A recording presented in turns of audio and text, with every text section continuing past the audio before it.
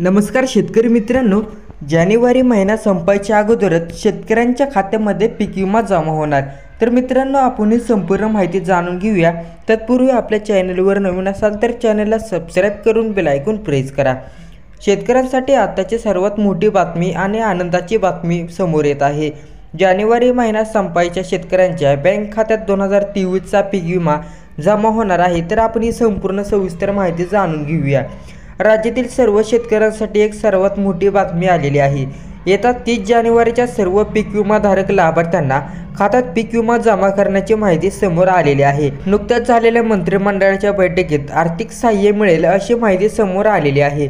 घर परिषदेत राज्याचे मुख्यमंत्री सुद्धा म्हणाले की 35.58 लाख प्रभारीचे आहेत आणि 144 कोटी एकर जमीन तसेच 7.33 कोटी एकर कापूस, 3.14 कोटी हेक्टर सोयाबीन, 2.7 कोटी सर्व पीक विमा मिळण्यासाठी मुख्यमंत्र्यांची यादी मोस्ट किंवा काही ठिकाणांची नावे तुम्हाला पुढील प्रमाणे सांगतो।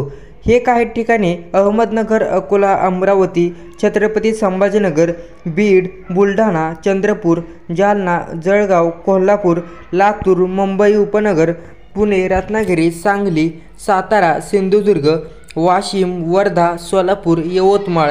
पीक विमा घेणाऱ्या शेतकऱ्यांना पीक विमा देण्याचे मुख्यमंत्री यांनी घोषणा केलेली आहे।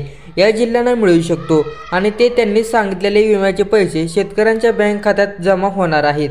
तर मित्रांनो, ही होती आजची अपडेट। व्हिडिओ आवडला तर व्हिडिओला लाईक करा आणि चॅनलला सबस्क्राइब करा। धन्यवाद।